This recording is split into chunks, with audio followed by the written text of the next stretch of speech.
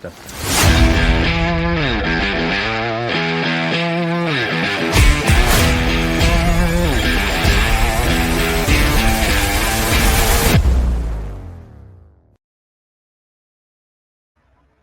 everybody. Welcome back to the Gaming Mix podcast, your official podcast from analogstickgaming.com. Of course, if you don't know me by now, my name is Jordan. You may also know me from the Outer Haven.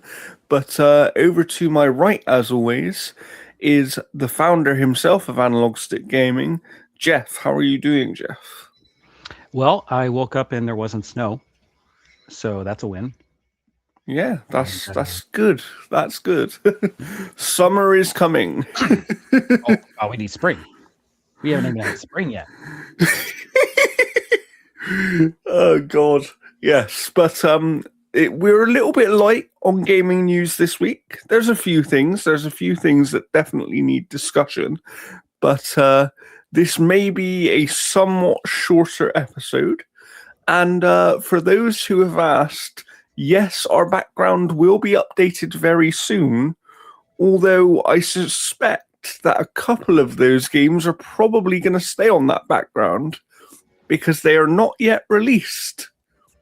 So tune in next week to find out. It all comes down to like what pictures I find that are really cool. Yes, yeah, Jeff is the one that makes our background, the same as he makes our thumbnails. He does a very good job. So if you like our background, give him an applause right now by pressing the like button and subscribing to the channel. But Jeff, we should probably get straight on with some gaming news then. Before that, however, we obviously have to have a word from our good partners. Sure. So bring it up here, kind of on the spot now. All right. So our first partner is NordVPN. Right now, you can still continue to get their sale. It's 75% off the subscription.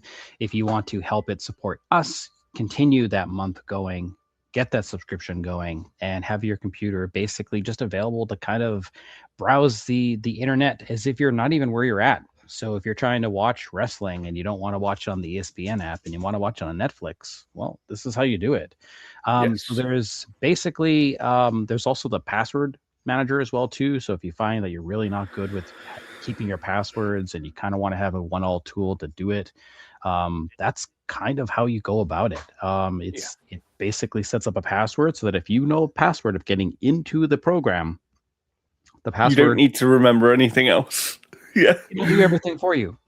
So it's really, really good at getting that done. But honestly, if you just want to experience content from areas of the world where you just don't have access to, like maybe Ireland's Netflix has a show that you really want to watch and you don't have it because you have US peasant Netflix. US peasant Netflix. You will be able to watch that Ireland show. Like, that's how it works. That's very true. That's very true. And of course, let's mention that NordVPN is actually faster than most competing VPNs. Yeah. So you'll be maintaining your good internet speed should you have it as well. I recently upgraded my internet, so I'm very thankful for my internet and NordVPN to allow me to keep the majority of my speed when I use it, which I do occasionally do. Yeah. But we also have, and this is a bit of a teaser, we don't have the link right now, but we do have a new partner coming very soon. Why don't you tell us a little bit about those, Jeff? Yeah, so we talked about it on the last episode, and you can go and read the review right now. So we are brought in through the affiliate program for Vitcher and their selection of products. And right now, the newest product is the Beast XR glasses. So our link will be up shortly, and we earn a commission off those sales. So definitely check out the review. Yes. And they're fantastic. Like, they really are great. They're basically like strapping a 174-inch TV to your forehead, but without the back pain. So like it really works well. The FOV is absolutely fantastic. And you can hook it up to pretty much anything if you get the mobile dock. And the mobile dock's about $100. So it's really and I'll tell you what, when we have our link, if you buy one using our link and we then earn a commission from it, as a reward to you just for fun, Jeff will do the podcast in the glasses. I will attempt to. It'll look really weird and stuff, just me wearing glasses. It's like, Jeff, it's bright inside. I'm like, yes, I know. You're indoors. But before all of that, and like I said, keep an eye out for that link because it is coming very soon. I will try and add it to this video as soon as we have it available. And now we should probably get into some gaming news. So where do you want to start this week, Jeff? Let's rip the Band-Aid off. This one, oh my God, this one hurts. Okay, Greedfall Studios Spiders is reportedly shutting down following insolvency. This news comes to us from kitguru.net. And that's 2026 has been a bad year for Nacon, with the French video game publisher confirming last month that a number of its subsidiaries have filed for insolvency. While reports at the time claimed that they were hoping to sell off one of their studios, Spiders, it seems the team did not manage to secure a deal in time, with the nearly 2-decade studio reportedly set to shutter. As reported by the publication origami.ng, who had previously shared tons of details regarding the publisher's current status, Nacon subsidiary Spiders is set to be shut down soon following their inability to find a buyer. For the uninitiated, Spiders is one of Nacon's most well-known studios, with the AA team having released a number of ambitious titles in its time, including but not limited to Greedfall, Steel Rising, Technomancer, and more. The announcement of the studio's closure is an interesting one to see, especially as the team only just released Greedfall: The Dying World. Initially launched in early access with mixed reception, but the game's full arrival has been met with far more positivity. Unfortunately, it seems as though Greedfall: The Dying World will mark the final game from Spiders. Hopefully, some positives can come from this disappointing situation. So, for people who have been watching the podcast, you'll know that I'm following the website. Yeah, you'll know that I really love Spiders. They're one of my absolute favorite developer, if not my favorite developer. This sucks because I love their games. They are one of the few Eurojank developers still left. We saw Piranha Bytes get shut down a little bit ago, and now kind of all that's left is Frogwares. And they make the Sinking City. They make the Sherlock Holmes games. They're kind of the only Eurojank studio left. Yeah. And they have obviously Sinking City 2, which is supposed to be coming out this year. But this news makes you worry for them as well, because it sort of makes you think, are these AA somewhat Eurojank studios kind of on their way out, Are they? Yeah. It sucks because they're a very particular type of game. I mean, Spiders was really the only studio keeping the old school BioWare stuff alive, especially with Greedfall. Yeah. And Steel Rising was excellent. Steel Rising I really liked. I thought it was great. But when I saw this news, it was one of those things where I think you were at work when this news broke. Yeah. And I saw it, and immediately I was like, oh God, I have to send this to Jeff. He's not going to be happy. No, I broke down right there in the middle of aisle 5, and some lady was trying to console me. No, yeah, it sucks. This is one of my absolute favorite studios, and yeah, it's hard to say exactly if they will 100% shut down, or if maybe a buyer comes in at the last second. Yeah. Maybe. Well, I will say I'm hoping they do, because this is a studio comes in and buys them. That would be cool.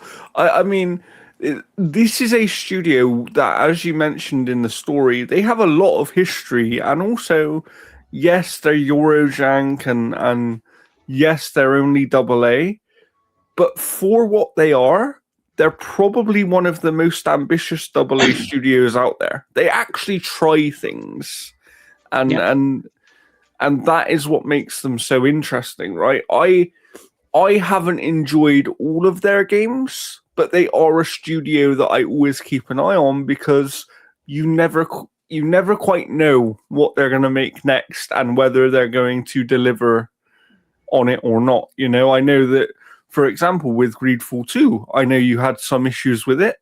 But it was still a good game from what I gather. It was just that they made a very different game than the first game, and that maybe alienated that audience slightly. But let's hope for the best, and let's hope that either the staff at this studio are able to find funding to start up another studio, their own studio, or that a buyer comes in at the last minute to save the day, because it would be a shame to see Spiders and their legacy disappear, because as you said, there's a certain type of game that they are keeping alive that doesn't exist anymore in the AAA space, and it would be a shame to see that stuff disappear. So all the best to everyone involved, and we certainly will be watching for any more potential news on this subject. Yeah, but I've reached out to my contacts through Spiders to see whether or not we can get any type of interview with these guys. Not to talk about, you know, what comes next, because that's obviously not something that they, you know, even know right now.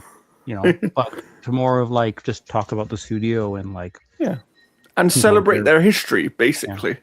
Yeah. That would be nice. So if we can get someone on, we certainly will. Hopefully we can.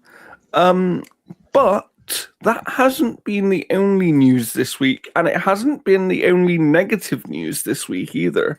So what do we have up next? All right. So this one's kind of interesting as well too. So Benoit Richter, Assassin's Creed codename Hex game director, has left Ubisoft. So Benoit Richter has left Ubisoft to co-found Servo Games, a new independent studio based in Quebec. Richter announced the move on LinkedIn, where he was also confirmed his new role as the director at the studio. He was previously game director of the upcoming Assassin's Creed title, codename Hex. Richter co-founded Servo Games with industry veterans Luc Tremblay and Alex Droin and Danny Marcoux, or Marco. He began his career at Ubisoft Montreal as a level designer in 2001, then worked at Electronic Arts. After 6 years at WB Games Montreal, he returned to Ubisoft Montreal as a game director, where he led work on codename Hex. Richter is the third major team member to leave Hex in the past couple months. In October, former franchise leader Marc Alexis Cote left the project. He later filed a lawsuit against Ubisoft, alleging constructive dismissal after the Assassin's Creed brand was transferred to Tencent-backed Vantage Studios. Codename Hex's creative director, Clint Hawking, left Ubisoft in February following the company's restructuring plan. Jean Gustin, head of content for Assassin's Creed brand, was appointed as the new creative director for the project. Codename Hex was announced back in 2022. So yes. This one has had kind of an interesting history, just because, again, like we've had several people leaving, not necessarily on their own terms. This one, however, does appear to be his own terms of leaving. Yes. So it's hard to say whether or not it's one of those situations where he left it in good hands, or he saw the bad news. And so I have a few things to say on this one. I think when we look at some of the previous names, just to give people some insight, Clint Hawking, who was on this game originally before Ubisoft's restructuring and things, he has a history of doing some amazing games, including in the Splinter Cell franchise, the Assassin's Creed franchise, and even in the Watch Dogs series, right? He's very well known, does good work. What I find interesting, I'm not so familiar with this guy who's just left to create an indie studio, but I wish him the best of luck. However, the person that is now taking over the creative director role, Jean, is obviously now the head of of the franchise itself. He took over from Mark Alexis Cote not too long ago. And for people who don't know, he was actually the creative director on the original Black Flag, because he was in the Black Flag Resync reveal the other day. And I think that while there is potentially some concern over Hex because of this kind of shift in leadership over the years, because you wonder what kind of game that's going to end up with, just because all of these different leaders will have different ideas about what they wanted the game to be, right?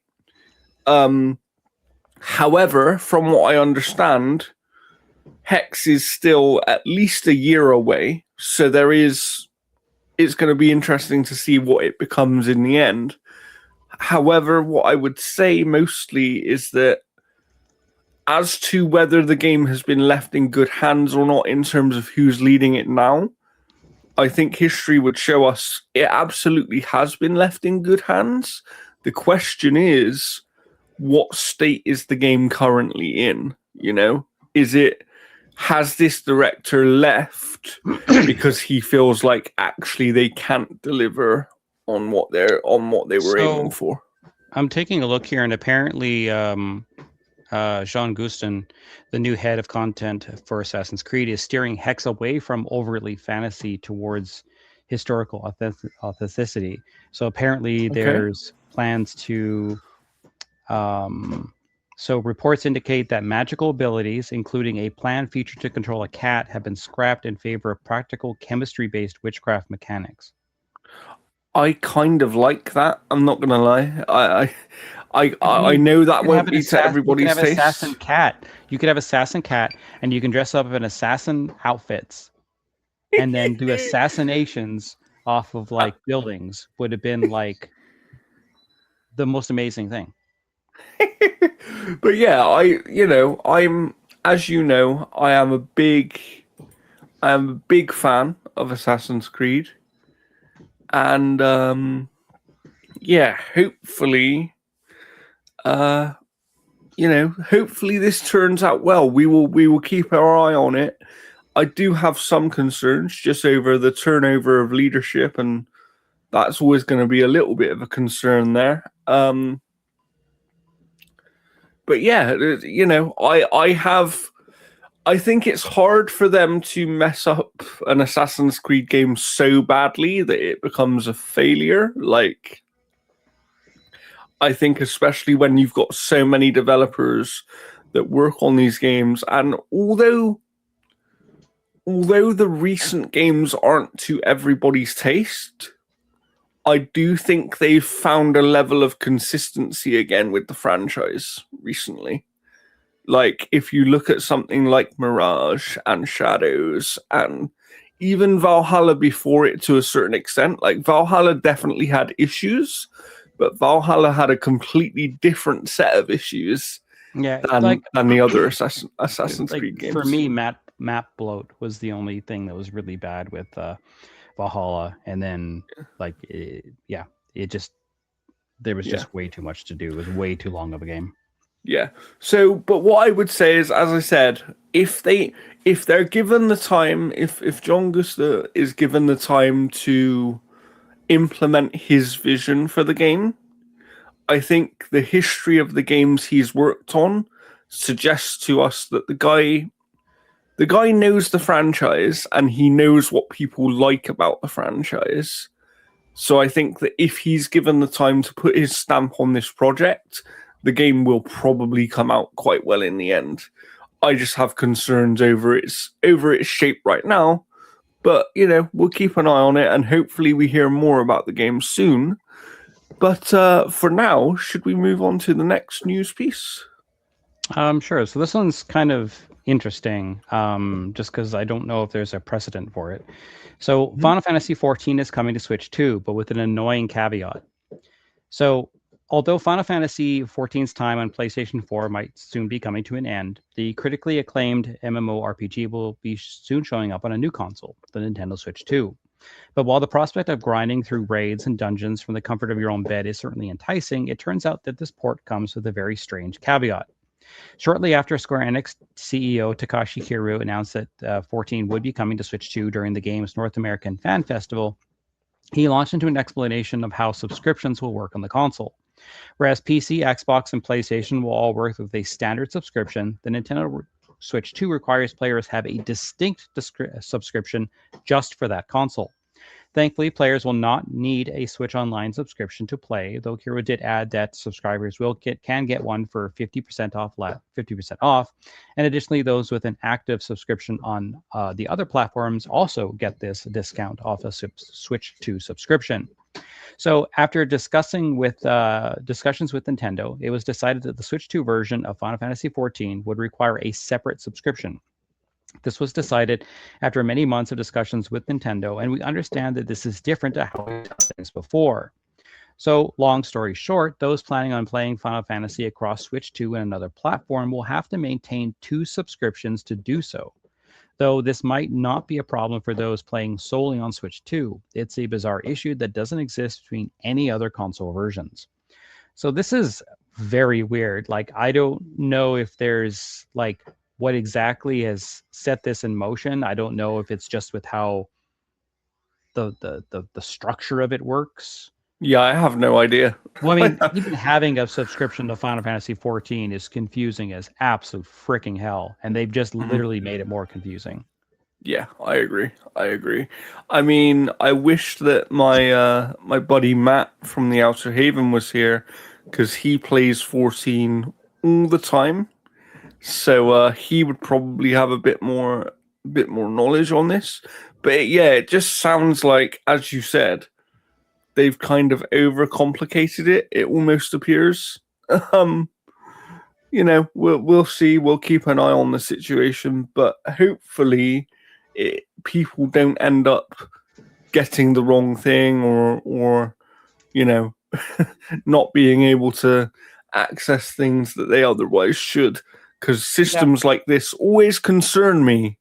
And talking about strange systems that not everybody's a fan of, PlayStation have implemented something recently that fans have never liked in video games. Tell us about that. Yeah, so reports are rife that Sony has quietly added online DRM checks for newly launched PlayStation 4 and PlayStation 5 games, although the company is yet to clarify what this might mean for players. Fans spotted mention of a new online check-in over the weekend, as highlighted by noted game preservation source Does It Play. In a post on Twitter, Does It Play stated that the newly purchased PS4 games now show a 30-day valid license timer, something that was most likely introduced in March 2026's firmware. The post continues, PS5 is affected too, but only shows an error when starting a game. The suggestion here is that Sony has implemented a background check on newly bought digital games to detect whether players are trying to boot from a legitimate copy of the game, with a 30-day grace period should your console be offline. Numerous users have posted evidence of chat conversations where they have contacted PlayStation's official customer support about the issue, though the agents they spoke to did not seem fully briefed on the situation, adding further to the confusion. Meanwhile, many fans have equated that this latest discovery to that of Sony's previous C-bomb snafu back in 2021, which left initially some games unable to function if the console's internal CR2032 coin cell battery failed, killing the machine's internal clock.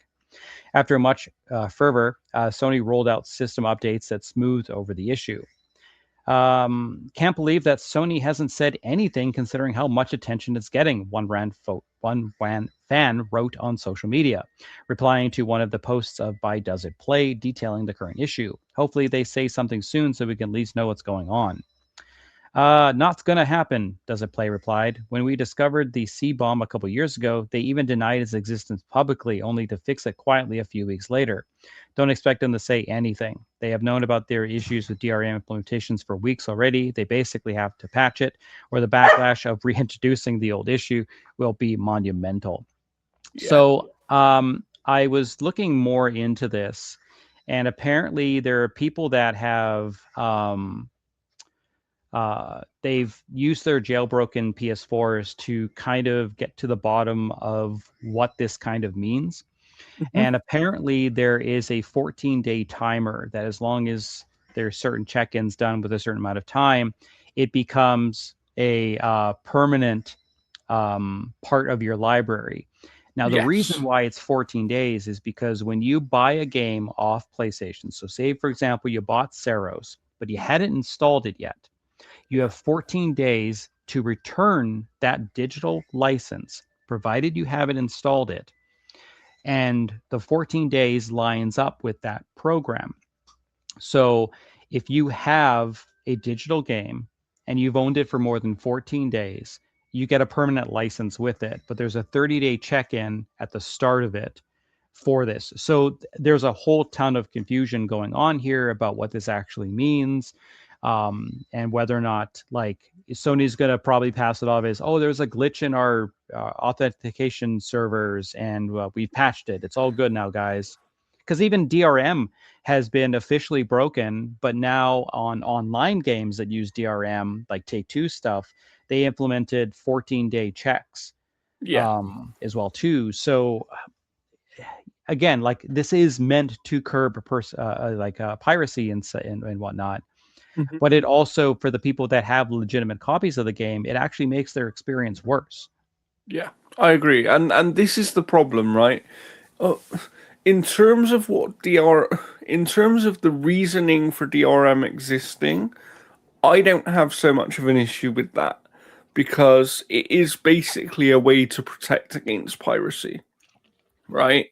Yeah. I think the problems with DRM and how it's implemented is, I'll give you one prime example. What about areas of the world where they don't have good internet infrastructure, or things like that? I get that you could say, oh yeah, just buy physical, but the problem is physical games are dying. Whether we like it or not, physical games are dying. We saw yesterday, right, that if you haven't seen it, The Blood of Dawnwalker, a new RPG from Rebel Wolves, published by Bandai Namco, they had a whole showcase, and when they were talking about the editions of the game that are going to be available, there is a physical edition of the game, but even then, they say it's a limited print edition. It's only going to be while stocks last. So it's one of those things where if you're not able to get physical editions of games anymore, and you live in a place where maybe your internet isn't always that reliable, DRM can potentially stop you from playing a game, and it's like, and it's a game that you've actually purchased and owned.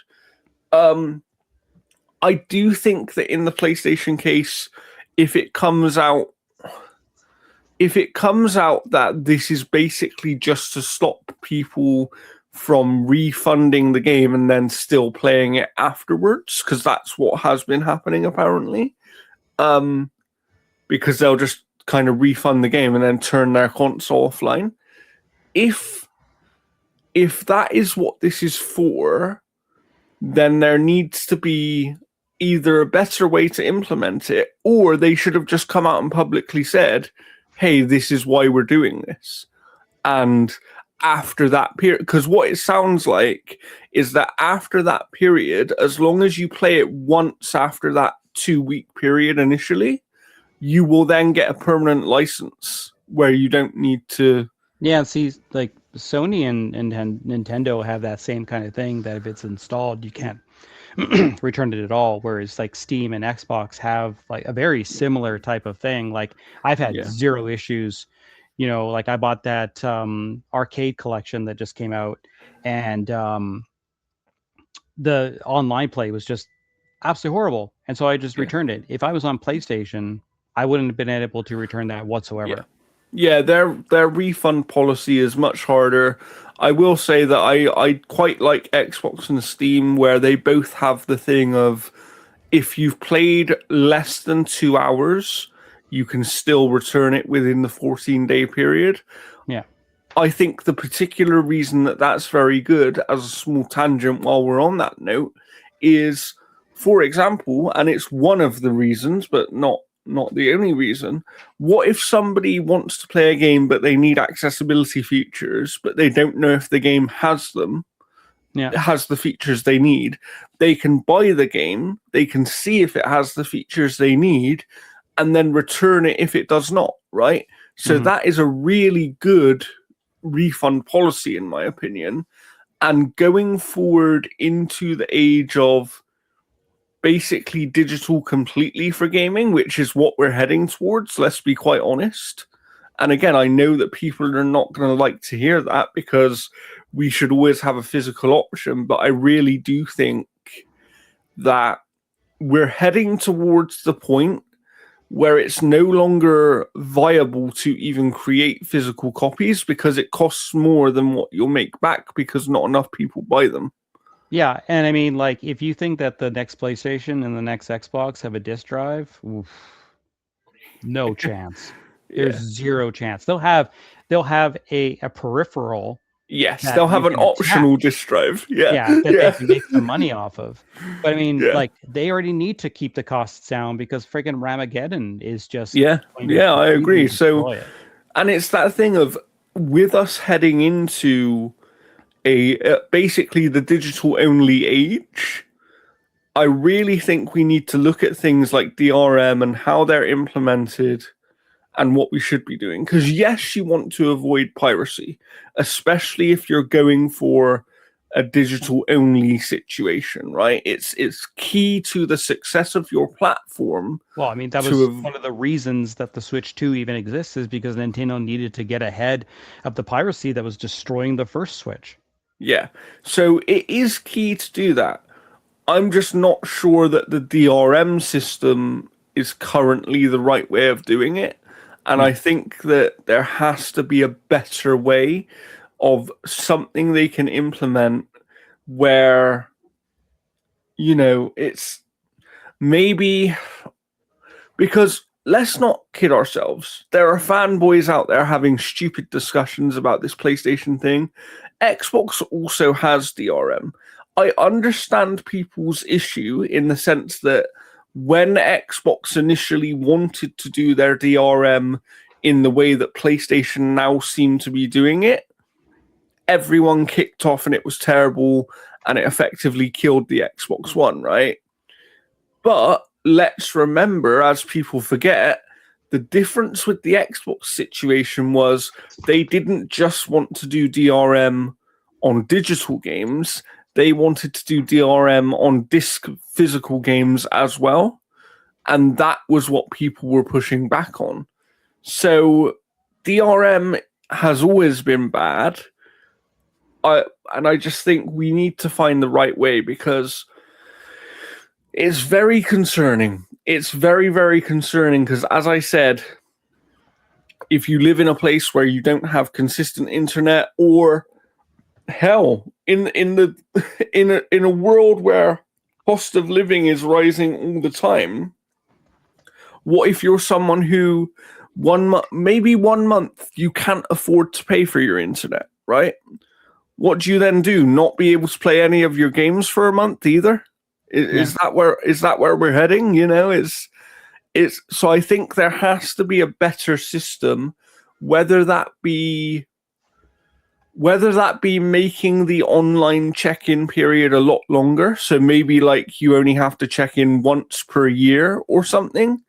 Like, there's got to be a way of allowing people to do the online check-in, if that's the system you're going to be using, in a different manner.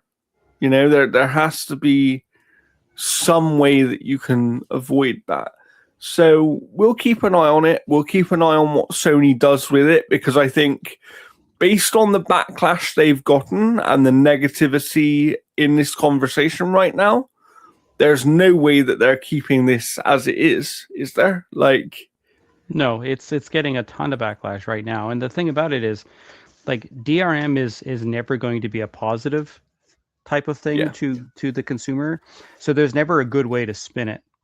You know, I agree. they can come up with like any type of little excuse they want, but it always ends up like bad. I mean, like we've seen like this kind of software like affect like the actual game performance, you know, where we've seen like huge gains. So that there just has to be like better ways essentially to kind of go about this type of situation. Absolutely. But yeah, I think they'll just patch it coming up here in some aspect of a patch. And like you said, they'll probably say it was a bug or a glitch or something. Yeah. You know? There was a glitch in the authentication service. Oh my god. So, but we did mention just now rising costs in gaming, which we've obviously spoken about quite a bit recently. Ramageddon. And there is some talk about the next gen Xbox and its potential cost, which is probably part of this whole situation. Yeah. So Xbox boss Asa Sharma, who's had an absolutely fantastic week, kind of cementing her role within the company, has admitted that the ongoing memory shortage crisis will likely impact the price point of its next hardware iteration. Xbox unveiled early details of its next console, currently known only by its code name as Project Helix. And they confirmed that Helix will deliver high performance and provide the ultimate player-first experience. And it's partnering closely with AMD to define the next generation of rendering and simulation. Now, talking to GameFile, Sharma reflected on the memory shortage and admitted that memory costs will impact pricing and will impact availability. All of these things are an equation. Memory costs will impact pricing, will impact availability, and we think about being where the world plays, and we will take that into consideration. So we're not ready to share a launch timeline right now. The world's pretty dynamic. My number one focus, though, is to focus on what is in our control, which is building a great console to play great games, and including your PC games. Sharma's comment comes as the entire tech industry scrambles for memory as AI data centers from companies like Alphabet and OpenAI buy up huge reserves of memory chip production, leaving little for consumer electronics like consoles and PCs. Some have dubbed the crisis our Ramageddon, and which Sony is reportedly considering delaying the rollout of its next generation console due to the ongoing memory shortage crisis. So yeah, like this is like if the memory shortage was due to resources in terms of like the actual components and pieces that require it, makes 100% sense. Yes. But the fact that the Xbox consoles and availabilities, like the Xbox pricing console is probably going to be anywhere between $150 and $200 more than they probably want to charge for this thing. I agree. The availability is going to be absolutely disgusting to the point where we're lucky if they're going to ship 1 million consoles out at launch, you know, just so that we can have a 90-foot kitten fighting Godzilla. Like, that doesn't make sense. It's ridiculous. What I will say, and I've said it before and I still maintain this, I think is a little bit disingenuous from the Xbox Microsoft perspective. And what I mean by that is Microsoft are part of the reason there's a RAM shortage. They are one of the companies buying up the allocation of RAM for AI usage. Yeah. So I do think that they potentially have a leg up on the competition in that regard, because they could quite easily just say, hey, we bought this RAM allocation, we'll just put some of this allocation over here. So I don't think they're necessarily going to have as many issues as, say, PlayStation might have, because Sony, as far as I know, are not buying up RAM allocation for AI usage. So I think PlayStation... Maybe they're buying it up for DRM. Yeah. I think that PlayStation could have potentially more issues with this entire situation. But it's really, really quite scary, because the thing about it is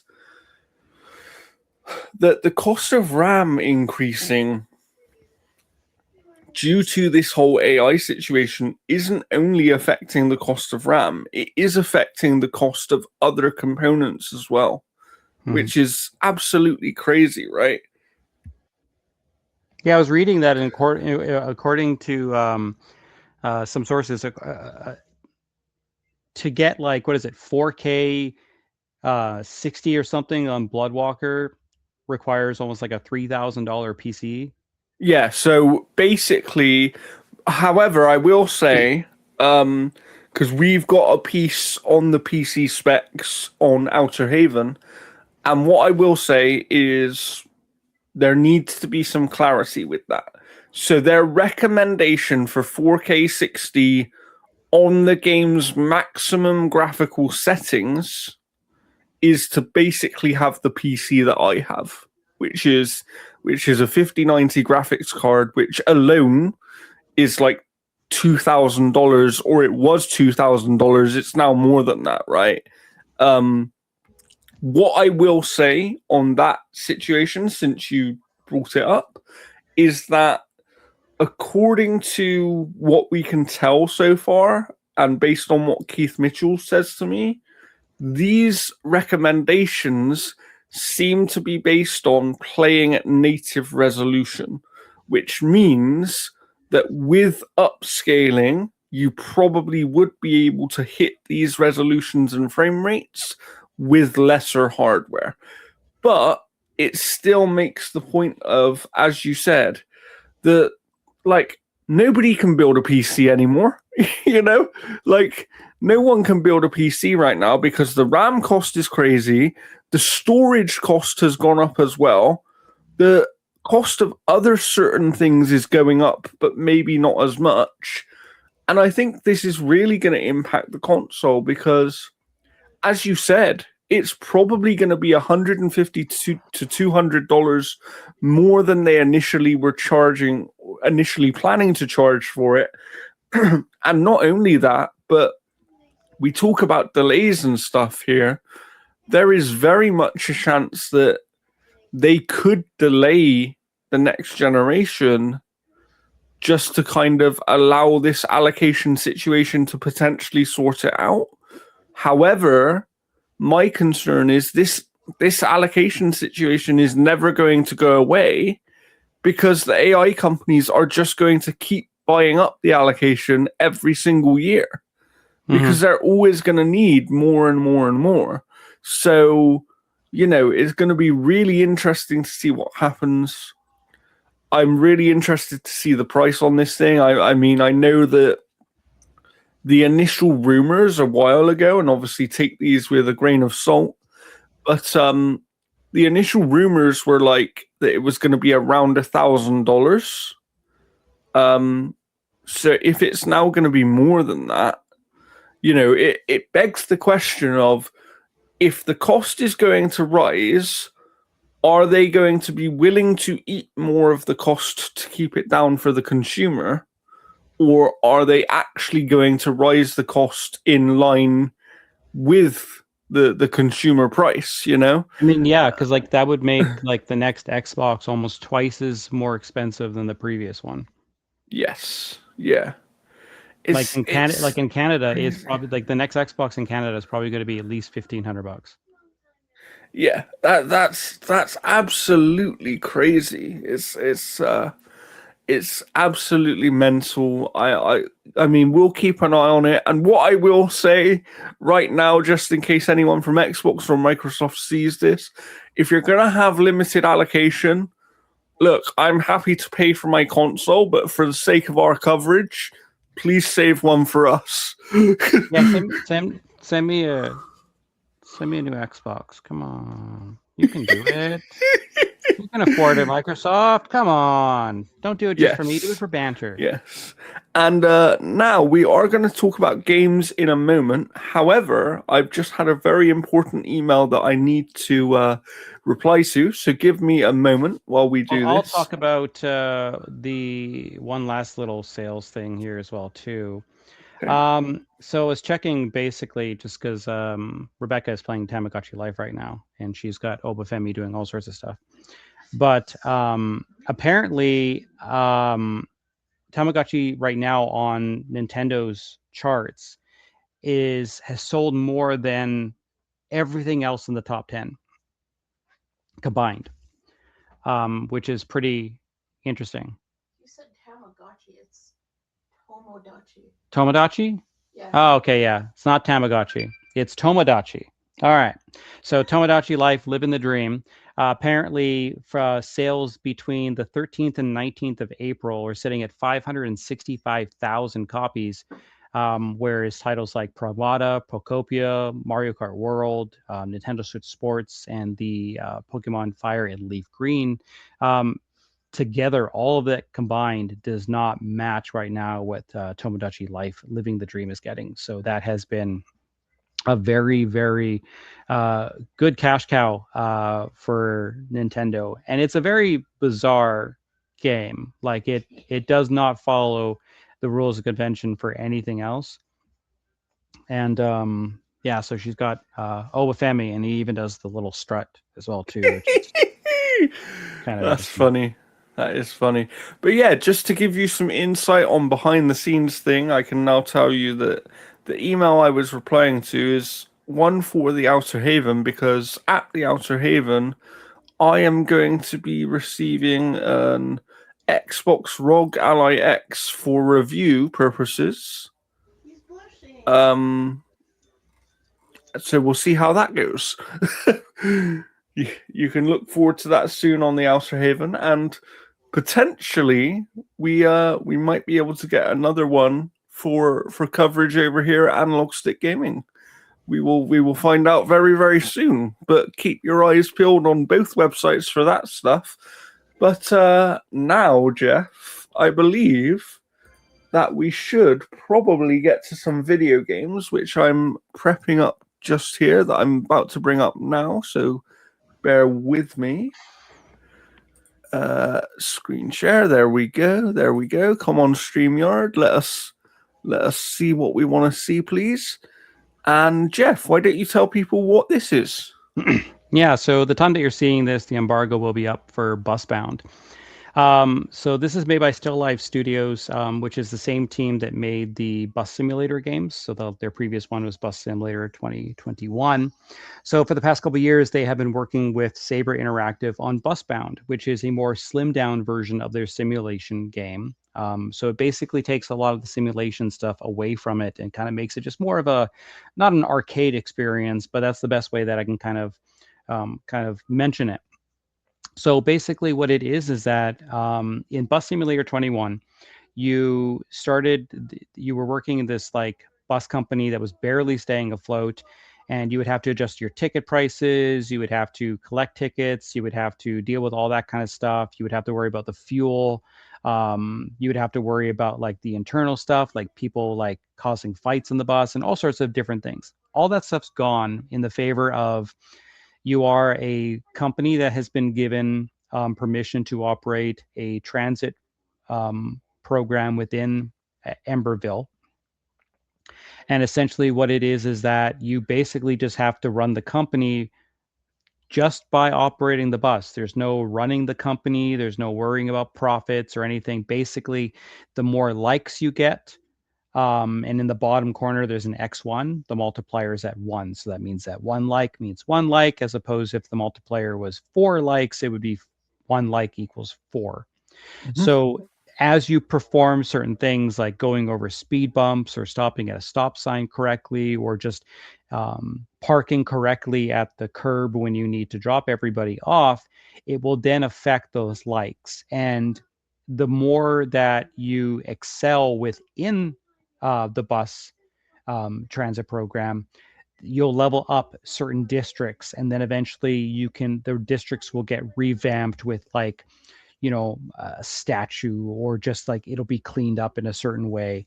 And basically it just makes that better. And then you will then unlock other bus stops.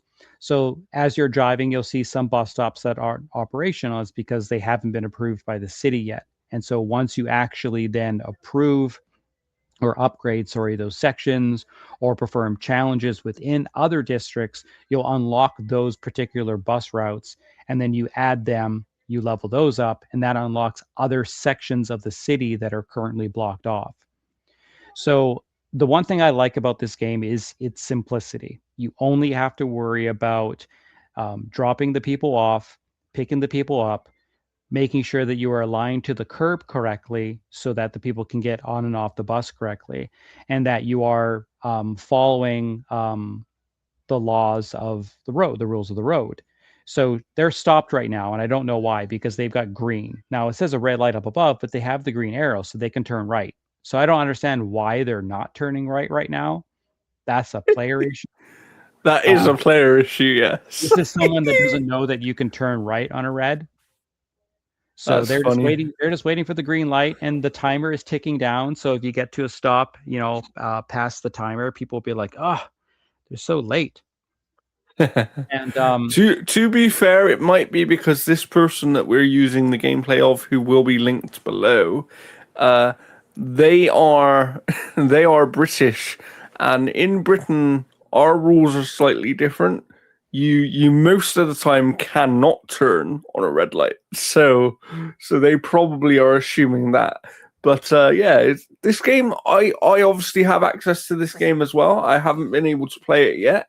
But what I will say is everything that you're saying to me leads me to believe this is probably quite fun, because it takes away a lot of the friction of a more simulation-based game and just kind of focuses on the main task of actually driving the bus, right? Yeah.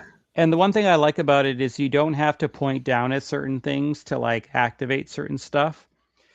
Oh, he's running a red. Will the people hate it? Will the people hate it, or did he get through the light? All right. So they were fine. You can so in the previous bus simulator game, you kind of had to like look at the door opener and then open it up, or look at the emergency brake or whatever. This one here, you just have to literally press like certain buttons. You have a speed limiter, which will keep you at the speed limit so that you're not going over or under. Because people will be like, "Oh, wow, I guess you're just not ignoring you're just ignoring the speed limit," and then they will not and they'll actually destroy your multiplier. There are 17 licensed buses in this game, as opposed to Bus Simulator's 30, so there is less buses. The customization is also a little weaker than Bus Simulator 1, but the stuff that Bus Simulator 1 or 21 had, I don't really care, because like, for example, you could change what the bus seats look like, or the lighting within the bus at night and whatnot. Those things, since I play in first person, I play in this view, which is way easier to control your bus. I don't see the seats. I don't see the lights in there. So like for me, that customization being gone, or maybe I just haven't unlocked it yet, I don't know. It's not a concern for me. I do like what the buses look like, where you can change like the wraps of them, you can change like the lines and all that kind of stuff, and that's great. Again, I play in first person, so much like skins in Overwatch, I don't care, because I can't see the bus generally. I would love if you could like upgrade the inside, like where you can actually see, like that would be kind of cool. So here's a bus stop. So he went over it very quickly. So they're probably going to see his. Next time I'll bring a parachute. Yeah. So, and like the one thing I like is that the city feels very real. People will be leaning against buildings. There'll be people like in between cars on their cell phone, like looking at their tires and stuff, or there'll be a birthday party off to the side in like a house and whatnot. Like there's a lot of really cool things that this game does to initiate life within its city. And this is still live studio. So it's published by Saber Interactive. All right. But it's not made by Saber. Now they obviously probably have a lot of design choices that they've limited this team on, because again, this is not Bus Simulator 2026. As far as I know, that studio is still working on a new Bus Simulator game, so we'll see how much different it's going to be from this. But he's very far away from the curb for where you would pick up people. You literally have to be like basically a foot, and it'll tell you if you're perfect or okay or good. If you're bad, people will not get on or off the bus. They just will refuse. But and there'll be people like walking out in the middle of the street and whatnot, and you'll have to worry about them. Or there'll be obstructions to the side, like a cop car, a blockade, or I know it sounds really silly, but one thing that does bother me is that when he looks down, you don't see any hands or body or anything. Yeah, I kind of wish that stuff was there. Like you can point down and use the button presses to activate that stuff, but then on your left-hand side, you just have the simplicity of pressing the buttons and all that, kind of thing. Yeah. Simulator 21 did have the ability to, so there's a garbage truck, so there's one of the obstructions.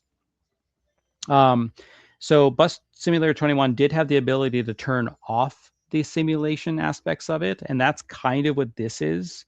Okay. But again, you don't have to worry about your company failing like at all. Like you're not going to lose the business, or you're not really making an income. You are much like social media right now. You are doing everything for likes. Like that's everything this game has. And you can run this game in co-op, and you can have other people like running different routes. So that white truck that's pulling ahead could be on the same route as you are, but then make a different turn. And so what's really nice is if players 2, 3, and 4 join player 1's game, all the likes that go into those sections from those players affect the host's game. So if Wow. they're at 80 out of 200 likes for a stop to upgrade, and you have 2 other people playing with you, you have the ability to earn those 200 likes way faster than getting the 40 or 50 per time that you're going as a solo player. Yeah, that's So really cool. it helps you unlock the map a lot more. See, I can't drive in this view. See, they already hated that. He hit a car making that stop. So he got That what, is funny. one perfect and an okay. There's no wheelchair access on this bus. Down vote from me. Ember City doesn't have any handicapped people. It's one of the few cities in the world that just doesn't have one. So they didn't need the handicap parking on the bus. So Brilliant, that's brilliant. the narrative reason. But yeah, we will link below if you want to see more gameplay of this. But if you give It's me a very moment, fun. I will bring up the next one that we're going to talk about. Yeah, it In is a just a very, very second. fun game. And it kind of continues that, like, if you are driving a vehicle in a Saber game, you're having a very good time. Like Yeah, that is what Saber's guarantee has kind of been with their games. So yeah, I even if you are upset that the simulation stuff has been removed from Busbound, you are still gonna have a great time because the driving still feels very much like Bus Simulator 21. yeah. Well, now let's talk about this game because I own it and so do you, but you've played a little bit of it, Yeah, which is Saros. so I've only played about an hour of it so far because I just got it yesterday and I had a bunch of stuff. So I'm going to be playing probably about 6 or 7 hours today, probably. So this is Saros. This is the new team or the new game from Housemarque, which was behind Returnal. Here they've returned with a more story-focused game starring Raul Coley, from Midnight Mass and iZombie and a bunch of other extremely well-produced television shows. And so basically, a bunch of teams have gone missing, and you play as the 4th team sent out to find out what's happening. And you show up here, and people are missing, or there's journals talking about how people have like kind of gone mad. Like the game starts with one of your crew members going mad and having to be shot to kind of put them down. And you basically discover that when you die, you resurrect, and they kind of play that into the story, much like they did with Returnal. And he's still getting used to that fact that it plays into his mental state about how he has he's kind of coming back to life. He also does not quite understand that every single time you go back out into the world, things have changed. So the maps kind of like readjust and kind of change every single time you go out. So the one thing that's really nice is you have other characters to talk to, and Returnal wasn't quite that way. It had a small cast of characters, but you were largely just kind of on your own with the main hero. Here you have different abilities. So you have the ability to kind of shield against blue projectiles, Mhm. but you'll be able to actually do certain things against yellow projectiles later on. There'll be other traversal mechanics that you'll unlock. Like there's like these like slingshot things that I can't quite get to yet. Um, that I'm assuming that there'll be something there. So you'll create your little shield, you'll go through the blue bubbles, and then it'll start charge up in power. You'll have these types of doors. So this is one of the first abilities you get, which is kind of like a powered up shot for your gun. And that allows you to kind of like break through certain barriers, allows to like damage other enemies and whatnot. And so far, it's been really, really good. I like the story focus of the game. Coley's performance is really, really fantastic here so far. I do like the fact that it looks like him. It's one of the few moments where I really like the fact that it looks like the character. Yes. Yeah. You can, so it has the ability where you're pressing the Oh, that's button cool. That's cool. like different directions. I do find that because I've removed the ability for it to have that friction, that the half in between, sometimes I don't hit it properly. And it's just because Okay. I hate having to hold that controller, like the Yeah. button down, because it just doesn't feel good. It feels like I'm breaking my finger every single time I like Yeah. use it. Yeah. So you do have the ability, like it's one of the few games, it's one of the few publishers, even through Sony, that is using their controller the way that it was kind of Yeah. designed for. To the fullest of its potential, kind of thing. Yeah. Yeah. And so far, like the game has been excellent. Like the gunplay feels really good. The momentum feels really good. You can dash like almost back to back to back. And the deluxe edition, which is out right now, which allows you to play 2 days early, comes with a bunch of armors as well too. And it's only $10 more, which is really good. So it's the version that I kind of recommend getting, just because like those armors look cool. The one I have basically looks like a whole bunch of like white arms or like crawling all over your body. It looks really, really cool. Nice. Nice. The enemies so far seem really nice. They fire off the blasts that you can kind of like shield through. Eventually, again, you'll be able to parry the yellow ones, and I think send them back from what I recall.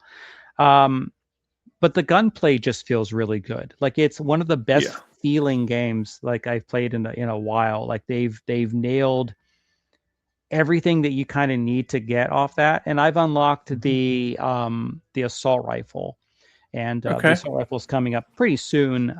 You get it fairly early. I don't know some of the other weapons. There's a ton of different biomes, which are really nice. But the one thing that's really good about this game, as opposed to, say, Returnal, is Returnal, you are always starting from square one. This one here, when you unlock the new areas, you can just start from the new area. Yes. Yeah. So you don't have to essentially go through everything all over again, which is And nice. that kind of leads into why I'm so excited about this game, because I really liked Returnal. I actually thought Returnal was a very, very good video game, although it was perhaps slightly overtuned and too hard in some aspects. I think that from everything I've seen here of Saros so far, and from everything I hear from people that have already played it, Saros is basically them learning the lessons from Returnal and making it more accessible to more players and therefore more enjoyable to play, because you're not just kind of it's not like you hit a wall and then you're stuck because you have to restart from the start Well, every time, right? this game also has like these types of perks that will make the game easier, but at a trade-off. Yes. And there are ways of actually making the game considerably harder to earn more. And Yes. a lot of the added difficulty comes from how long you kind of spend within the eclipse. So, like when you trigger an eclipse, it'll make the enemies harder, but the currency you earn is even more. Mm-hmm. And it also changes some aspects of the levels as well too. Mm-hmm. But yeah, like they do such a good job with this game in regards to its momentum, its visuals, the level design around that momentum. Yeah. And like the enemies and stuff feel really good. Um, it like again, I've only played like about an hour in some, and Yes. this game's approximately, I think, about like 8 to 12 hours, depending on how much you're really investing into it. There's those doors that you can like smash open, and those are Yeah. usually like side areas to like earn extra things or like Mm-hmm. get like like documents and whatnot, Mm-hmm. uh, new upgrades and whatnot. So like, instead of Yeah. doing 10 damage, you'll do 14, that kind of thing. Yes. And those ones you need keys for, and you'll get keys occasionally out of like the blue ones there. So like that blue guy there may have a key. It may have a weapon, it may have something else. But like again, like this will be something that the next time we record, we'll probably have some type of like review discussion on. Definitely, because I'm going to be playing a lot of this over the next few days. Yeah, So and yeah. it seems very, very good so far. I think it's definitely deserving of the praise that it's getting. And I like the Yes. fact that Housemark didn't necessarily compromise the game for the people that enjoyed it, but have now expanded that game's play style to incorporate people that never got a chance to enjoy it. Yeah. And that's exactly what I was trying to hit on before, is like, I think they've done the right thing. As you said, there are ways to make this game more difficult. There are ways to make it easier if you need to do so. It's what in the world is that? Sorry. But it is, So it's a lot of that fun. thing's tough. But yeah, no, I look forward to playing it. I'm going to be playing it today. It's installed on my PS5 Pro right now. Oh, that means you can't return it. Why would I want to return it? It's not returnal. Yeah. But yeah, I really look forward to playing it. I'll obviously give some impressions on the PS5 Pro version next time we record as well, because I know that people will be wondering about that. Jeff will be handling our actual written review on the website, because I know he's been looking forward to doing this one for a while. And then, yeah, hopefully, like I said, we can talk a lot more about it in a future episode. We might even, depending on how much we feel like we have to say on it, we might even have an individual episode dedicated to just the game itself and our discussion of the video game, because I know that is something that's people have requested. The blue dot up above on the railing is where I believe that you can like grapple onto something, and I haven't. Nice. Okay, yeah, that makes sense. That makes sense, because there is like a grapple in Returnal as well, so that makes sense. Oh look, there's the assault rifle. Nice. But yeah, so because I know that people have been asking in recent times about when we do a spoiler cast or a review discussion of a game, would it be possible to get those as separate episodes? So that is something that we'll be considering going forward, of like, if we want to do discussions about a specific game in a very in-depth way, we may make those into separate, shorter episodes of maybe like half an hour, 45 minutes. But we'll see what we're going to do with that. And yeah, as I said, next time that you see us, we will have played lots of this, hopefully, and we may or may not have an episode just on this. So look out for that. If you look forward to it, make sure you subscribe to the channel, of course, because that unfortunately brings us to the end of the episode. It's a shorter one this week. Less news, less things that we've played. Oh, I mean, this episode will be going out on Thursday, just because of the bus-bound stuff, and we just did drop an episode on Monday, so you kind of got us twice in 1 week. Yeah, and you know, depending on how we get on with Saros here, you may or may not, depending on Jeff's availability as well, we may do another episode on Sunday talking specifically about Saros. So you know, look forward to that potentially. And if you don't see it on Sunday, it will certainly come at some point next week. So as I said, make sure you're subscribed. Go and check out analogstickgaming.com, where you can find our review for the glasses, as we were mentioning earlier, from Virtue, the Beast XR glasses, and many video games. I'm not actually sure what the latest review that we've put out is. What would that be, Jeff? It'll probably be Kiln, because I'm gonna once we finish recording here, I'm gonna go and take some more screenshots, just because I've only got like 4 or 5. Every time I go in to take screenshots, I just get lost in playing the game, and then I forget to take screenshots. So Jeff really likes Kiln, basically. Yeah, I got to play some more Marvel Rivals because there's some new passwords and stuff to get new skins and like the new season and stuff, and Black Cat's out, so I'll be playing that. Nice. And then I'll be putting the Busbound review will be out by the time that you see this. So that will be out as well too. And yeah, Busbound is definitely going to show up in my top 10 of the year easily. Wow. It's so absolute fun. So is it gonna be? Is it gonna win best driving game of the year? Is that what you're saying? I mean, it could very well be. It's so fun turning the buses because you got to go like wide and then basically like turn the wheel and like go and stuff. Wow. And even the you'll get the accordion buses where you have to turn even wider to like take that turn. Otherwise, you just hear like crunch and another car is like total. But it's fun. Yeah. Oh, I can also say now, I don't have much to say on it yet, but I can mention that I am playing Far Far West and we'll be having a preview kind of thing for that game coming up soon. It's one of those where because Jeff hasn't been able to run it, I've had to take over coverage. So I've just started playing a bit of that. It's fun. It's different, but I do have to play more of it before I can really give real impressions on it. And the other thing I would say is that my replaced review has now gone out on the Outer Haven by the time you see this, so I will link it below. And let's just say that me and Jeff feel quite similarly about the game because we had similar experiences.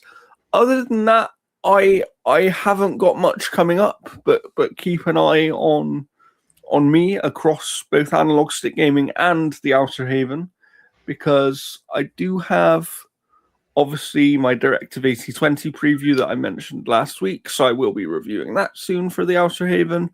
I've got a controller review coming up on the Outer Haven, and then for us, I'm doing the preview of Far Far West, and I'm probably going to review one or two other things this month if we can get hold of them as well. So make sure you check all of that out. As I said, thank you for joining us on this very much shorter episode than usual, but we hope you've enjoyed it.